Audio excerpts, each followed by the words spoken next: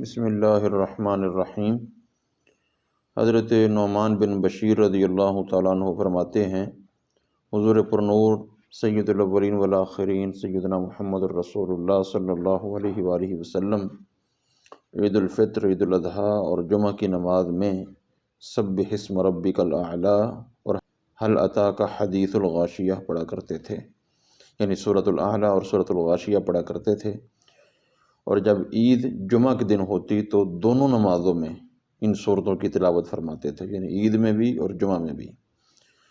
حضرت عائشہ صدیقہ رضی اللہ تعالیٰ عنہ فرماتی ہیں، نبی کریم صلی اللہ علیہ وآلہ وسلم وطر کی پہلی رکعت میں سبح اسم ربک الاعلیٰ، دوسری رکعت میں قل یا ایھا الکافرون اور تیسری رکعت میں قل ھو اللہ احد پڑھا کرتے تھے۔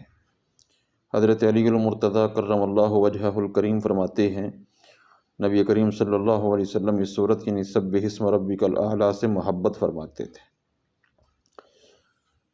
اب ایک طرف یہ احادیث ہیں جن میں سرکار دو عالم صلی اللہ علیہ وسلم کا وطر کی نماز میں اور عیدوں کی نماز میں اور جمعہ کی نماز میں اس صورت کا پڑھنا ثابت ہوا، اور ان نمازوں کی کیا اہمیت ہے، وطر کی اہمیت تھی، اس سے آپ اندازہ لگا سکتے ہیں کہ وطر کی اہمیت کتنی ہے، اور پھر وطر میں سرکار کی ان صورتوں کو پڑھنے سے ان صورتوں کا کیا مقام ہے۔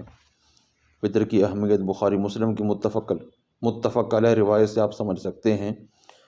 حضرت سیدنا ابو ہریرہ رضی اللہ تعالیٰ عنہ فرماتے ہیں، مجھے سرکار دو عالم صلی اللہ علیہ وآلہ وسلم نے 3 چیزوں کی وصیت فرمائی کہ میں مرتے دم تک انہیں نہ چھوڑوں۔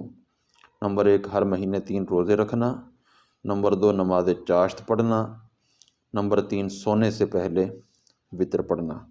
اللہ رب العزت ہمیں اسی ترتیب سے سرکار دو عالم صلی اللہ علیہ وسلم کی سنت پر عمل کرنے کی توفیق نصیب فرمائے۔